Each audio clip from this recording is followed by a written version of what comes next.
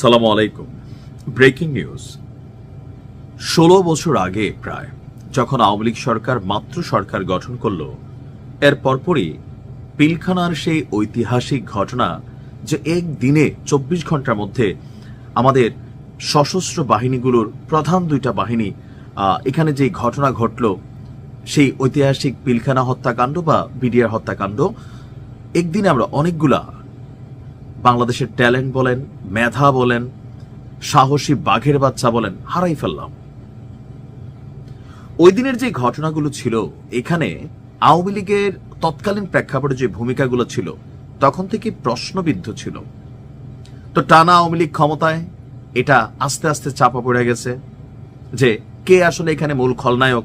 এটা নিয়ে মানুষের মধ্যে দীর্ঘ একটা সময় এটা নিয়ে একটা ইস্যু ছিল যে আসলে এখানে কি ঘটছে, কারা ঘটাইছে, কেন ঘটাইছে।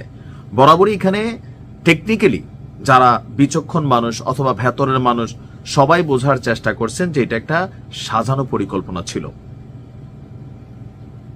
আজকে সেই ঐতিহাসিক বিডিআর হত্যাকাণ্ডের একটা তদন্ত প্রতিবেদন উঠে আসছে, আর সেই তদন্ত প্রতিবেদনে চাঞ্চল্যকর কিছু তথ্য দিয়েছে তদন্ত কমিশন।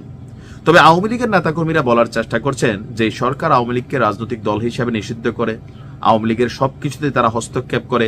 ওই সরকারের অধীনে যখন কোনো রিপোর্ট হবে সেটাতে আওয়ামী লীগকেই দোষী করা হবে।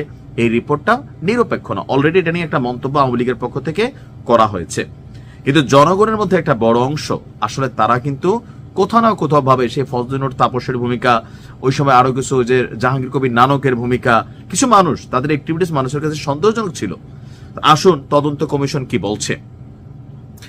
আজকে বিডিআর বিদ্রোহের নামে যে ঘটনা ছিল, এই ঘটনার জন্য তদন্ত গঠিত জাতীয় স্বাধীন তদন্ত কমিশন একটা প্রতিবেদন জমা দিয়েছে, যেখানে আওয়ামী লীগ জড়িত এবং মূল সমন্বয়কারী হিসাবে ফজলুর তাপসকেই অভিযুক্ত করা হয়েছে।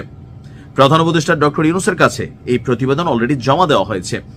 কমিশনের প্রধান মেজর জেনারেল অবসরপ্রাপ্ত আলম ফজলুর রহমান এবং অন্যান্য সদস্যরা রাষ্ট্রীয় অতিথি ভবন যমুনায় এই প্রতিবেদন জমা দেয়। তো এই সময় প্রধান উপদেষ্টা বলেছেন যে বিডিআর হত্যাকাণ্ডের ঘটনায় জাতি দীর্ঘদিন ধরে অন্ধকারে ছিল। আপনারা সত্য উদ্ঘাটনে যে ভূমিকা রেখেছেন জাতি তা স্মরণ রাখবে। জাতির পক্ষ থেকে আপনাদেরকে ধন্যবাদ জানাচ্ছি। আমরাও মনে করি আপনারা যে তদন্ত করেছেন নিশ্চয় সেখানে শতভাগ নিরঙ্কুশ, নিরপেক্ষ থেকে কোনো রাজনৈতিক প্রভাব দ্বারা প্রতিফলিত না হয়ে সঠিকটাই মানুষের কাছে নিয়ে আসছেন। কারণ কেন, সরকার বদল হবে, এই সরকার তো পার্মানেন্ট না। ডক্টর ইউনূস আর 3 দিন, এরপরে বিএনপি আসবে, আবার কখনো আওয়ামী লীগ আসবে, এই ইনভেস্টিগেশনটাকে আবার কাউন্টার করবে, অ্যাপিল করবে। তখন যেন এরকম মনে না হয় যে আপনারা আবার প্রভাবিত হয়েছেন। তবে বাংলাদেশের রাজনৈতিক কালচার এটাই বলে যে কখনো আওয়ামী লীগ আসলে এই রিপোর্ট বাদ হয়ে যাবে, যারা এই রিপোর্ট দিছে তারা দেশ ছেড়ে পালাই যাবে অথবা তাদেরকে গ্রেপ্তার করা হবে। এটা বাংলাদেশে হয়, না হলে তো আলহামদুলিল্লাহ। আচ্ছা, তো বলা হচ্ছে যে দুটি প্রক্রিয়ার মধ্য দিয়ে তারা কাজটা করছে। কমিশনের প্রধান যিনি আছেন তিনি বলছেন তদন্ত কাজ সুষ্ঠু, নিরপেক্ষ, ত্রুটিমুক্ত করার স্বার্থে সর্বোচ্চ পেশাদারিত্ব তারা বজায় রেখেছেন। সাক্ষীদের ডাকা হয়েছে, কারো কারো 8 ঘন্টা পর্যন্ত তারা বক্তব্য শুনেছেন, যতক্ষণ ওই সাক্ষী বলতে চেয়েছে। যারা তদন্তে জড়িত ছিল তাদের সঙ্গে কথা বলেছি, তাদের তদন্তের রিপোর্ট কালেক্ট করেছি, অন্যান্য এলিমেন্টও কালেক্ট করেছি। এই তদন্তের মাধ্যমে বিডিআর হত্যাকাণ্ড নিয়ে জনমনে থাকা প্রতিটি প্রশ্নের উত্তর খোঁজা হয়েছে, উদ্ঘাটনের চেষ্টা করা হয়েছে। কার কি ভূমিকা ছিল, কেন সেনাবাহিনী সেদিন দাঁড়িয়ে থাকলো, অ্যাকশনে গেল না। বিডিআর হত্যাকাণ্ডে বহিঃশক্তির সরাসরি সম্পৃক্ততা এবং তৎকালীন ক্ষমতাসীন দল আওয়ামী লীগের সরাসরি জড়িত থাকার শক্তিশালী প্রমাণ মিলেছে। এই কথাটা মানুষের কাছে বিশ্বাসযোগ্য। কেন, আমরা দেখলাম যে দীর্ঘ সময় ধরে একটা ঘটনা ঘটলো, সেনাবাহিনী কোনো অ্যাকশনে গেল না। এটা সবারই প্রশ্নবিদ্ধ করছে, তাহলে সেনাবাহিনীকে কারা রুখে রাখছিল? এখন কিন্তু এগুলাই সামনে আসতেছে। বলা হচ্ছে যে সময় ফাইন্ডিংস সম্পর্কেও কমিশনের সদস্য জাহাঙ্গীর কবির তালুকদার বলছেন এই ঘটনায় কিছু বাহ্যিক এবং প্রকৃত কারণ বের করেছে কমিশন। এই হত্যাকাণ্ড পরিকল্পিত এবং এর পেছনে প্রধান সমন্বয়কের ভূমিকা পালন করেছিল তৎকালীন সংসদ সদস্য শেখ ফজলুর তাপস। হত্যাকাণ্ডের ঘটনায় জড়িতদের রক্ষা করতে স্থানীয় আওয়ামী লীগ সরাসরি ভূমিকা রেখেছে। 20-25 জনের একটি মিছিল নিয়ে পিলখানায় ঢুকেছে। বের হওয়ার সময় সেই মিছিলে 2 শতাধিক মানুষ ছিল। পুরোটি ঘটনা সংগঠিত করার ক্ষেত্রে তৎকালীন আওয়ামী লীগের গ্রিন সিগন্যাল ছিল। এই ঘটনার দায় নিরূপণের ক্ষেত্রে মিস্টার তালুকদার বলেন, প্রায় তৎকালীন সরকার প্রধান থেকে শুরু করে তৎকালীন সেনা প্রধানেরও এটা নিয়ে দায় রয়েছে, আর এই ঘটনাকে রাজনৈতিকভাবে সমাধানের সিদ্ধান্ত নেওয়া হয়েছিল। পুলিশ, র্যাব এবং গোয়েন্দা সংস্থাগুলোরও চরম ব্যর্থতা রয়েছে দাবি করেছেন। আর কিছু প্রিন্ট ইলেকট্রনিক মিডিয়া, কয়েকজন সাংবাদিকের ভূমিকাও অপেশাদার ছিল বলেও উল্লেখ করেন। ওই হত্যাকাণ্ডের সময় রাষ্ট্রীয় অতিথি ভবন যমুনায়, মানে তৎকালীন প্রধানমন্ত্রী হিসেবে শেখ হাসিনার যে বাসভবন ছিল, যেসব বিডিআর সদস্যদের সাথে শেখ হাসিনা বৈঠক করেছে তাদের নাম, সঠিক পরিচয়, তথ্য সংরক্ষণ করা হয়নি।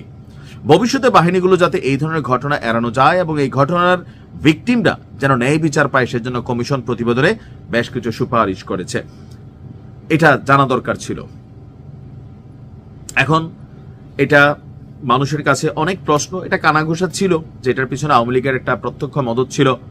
কারণ 111 সরকার অনেক কিছু করছে, আবার ভারত বাংলাদেশের রাজনীতিতে একটা হস্তক্ষেপ করে। এখন যেমন একটু পাকিস্তান করতেছে, এখন পাকিস্তানটাকে আমরা দেখছি, ভারতের টোকি দেখছি, এগুলো চলে, আমরা বুঝি।